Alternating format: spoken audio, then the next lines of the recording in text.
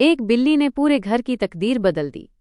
مشکل حالات اسلم ایک چھوٹے سے کرائے کے مکان میں اپنی بیوی اور 2 بچوں کے ساتھ رہتا تھا۔ وہ ایک دیانتدار آدمی تھا، لیکن اس کی معمولی نوکری سے گھر کے اخراجات بمشکل پورے ہوتے تھے۔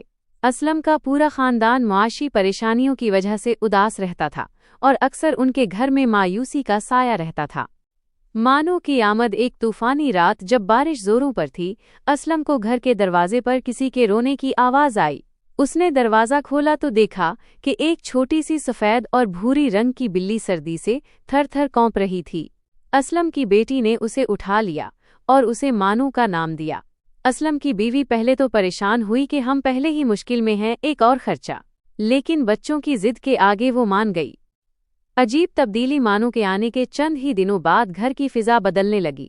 مانو کی شرارتیں بچوں کے چہروں پر مسکراہٹیں لے آئیں، لیکن اصل کرشمہ تب ہوا جب ایک دن مانو گھر کے پرانے کباڑ خانے میں چوہوں کا پیچھا کرتے ہوئے ایک ایسی دیوار کے پیچھے گھس گئی جہاں پہلے کبھی کسی کی نظر نہیں گئی تھی۔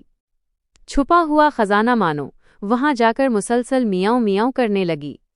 اسلم جب اسے نکالنے گیا تو اس نے دیکھا کہ وہاں ایک پرانی لکڑی کی الماری دیوار میں دبی ہوئی ہے۔ جب اس نے تجسس میں اسے ہٹایا تو اسے وہاں ایک بہت ہی قدیم اور نایاب خطاطی کا شاہکار کیلیگرافی پینٹنگ ملا جو اس مکان کے بہت پرانے مالک کا تھا۔ قسمت کا پلٹا، اسلم نے وہ پینٹنگ ایک ماہر کو دکھائی تو معلوم ہوا کہ وہ سینکڑوں سال پرانی ہے اور اس کی قیمت لاکھوں میں ہے۔ اسلم نے وہ پینٹنگ فروخت کی، جس سے نہ صرف اس کے تمام قرضے اتر گئے بلکہ اس نے اپنا ایک چھوٹا سا کاروبار بھی شروع کر لیا۔ اصل سبق، اسلم کا خاندان اب ایک خوشحال گھر میں رہنے لگا، لیکن انہوں نے مانو کو کبھی نہیں چھوڑا۔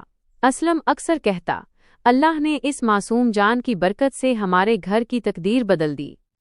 اس بلی نے نہ صرف انہیں دولت دلائی بلکہ اس نے اس گھر کو خوشیوں اور ہنسی سے بھر دیا۔ اس کہانی کا اخلاقی سبق، جانوروں پر رحم۔ کسی بھی بے زبان مخلوق پر کیا گیا رحم کبھی رائیگاں نہیں جاتا۔ برکت، بعض اوقات اللہ کسی معصوم جان کی وجہ سے آپ کے رزق میں برکت ڈال دیتا ہے۔ امید، اللہ کی رحمت سے کبھی مایوس نہیں ہونا چاہیے، وہ کہیں سے بھی وسیلہ بنا دیتا ہے۔